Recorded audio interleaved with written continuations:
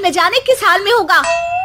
अरे दी और उसकी सास के बीच हमेशा किसी न किसी बात पर अनबन छिड़ी ही रहती है, जिसके चलते दोनों कभी एक दूसरे को समझने और प्यार करने की कोशिश तक नहीं करती।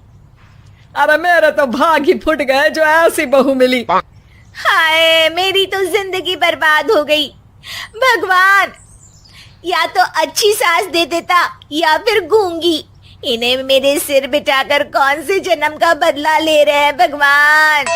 क्या बोली? वही जो आपने सुना। इतनी बड़ी हो गई कि सास से जुबान लड़ाती है। अरे यही सीख कर आई है क्या मायके से? अरे नहीं नहीं, उसके लिए तो ससुराल ही काफी है।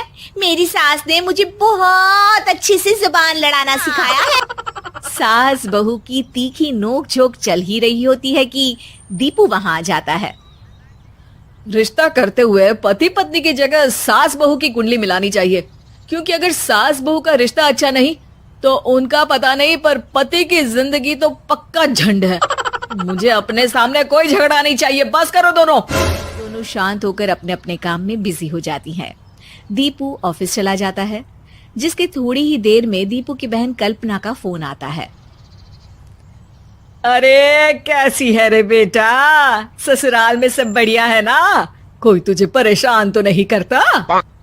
सास की बात सुनकर पास खड़ी निधि हंसकर कहती है अरे वाह रे ऊपर वाले, खुद बहू को शांति से सांस भी नहीं लेने देती और बेटी से पूछ रही है कोई परेशान तो नहीं करता। अरे मेरी बेटी तुम्हारी तरह नाकारा और बदतमीज नहीं है, इसलिए उससे पूछना बनता है।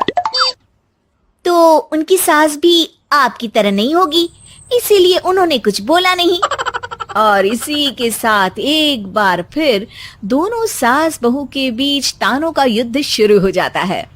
फिर कल्पना कुछ देर तक तो फोन पर सुनती रहती है, पर जब दोनों चुप होने का नाम तक नहीं लेती तो वो चिल्लाते हुए बीच में बोलती है, अरे बस करो, यहाँ फोन कान पर लगाए जब मुझसे आप दोनों की बातें सुनी नहीं जा रही तो मेरा बेचारा भाई एक्सपर्ट है, आप दोनों उनके पास जाइए।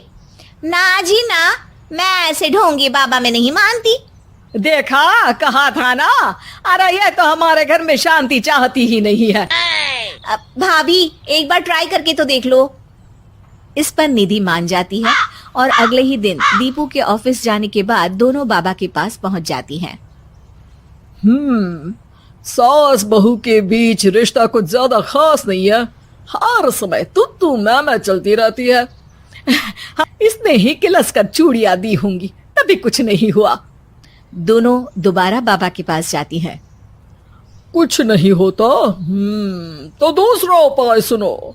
सुबह सूरज निकलने से पहले ही घर की सफाई सूरज निकलने से पहले घर की सफाई कर ठंडे पानी से नहाने लगती है।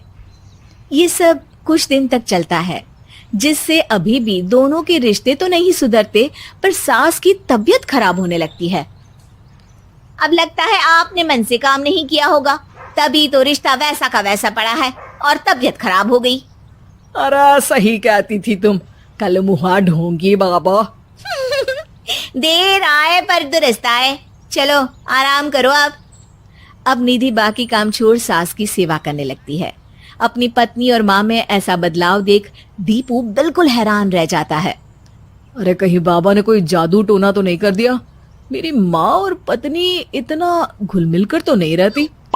ओहो, सरकाज़म। बस बस, अब जाओ और अपना काम खुद कर लो, मुझे मम्मी जी का ख्याल रखना है। निधि की बात सुन हैरान दीपू बस उन्हें देखता रह जाता है और निधि सास का ध्यान रखने में लगी रहती है। इसी तरह दिन बीतते हैं और निधि आधे से ज्यादा समय सास के साथ बिताने लगती है, जिस वजह से उन दोनों का रिश्ता पहले से अच्छा होने लगता है और वो एक दूसरे को समझने लगती है। बहू, मैं सोचती हूँ एक बार उसे ढोंगी बाबा के पास जाना चाहिए, उसे सबक सिखाने के लिए। अरे पर मम्मी जी, उसकी क्या जरूरत है, हमारे घर में सब ठीक है, फिर वो कुछ भी करे, हमें उससे क्या। दोनों के बीच ये बात हो ही रही होती है कि तभी बाबा कल्पना के साथ उनके घर आ जाते हैं।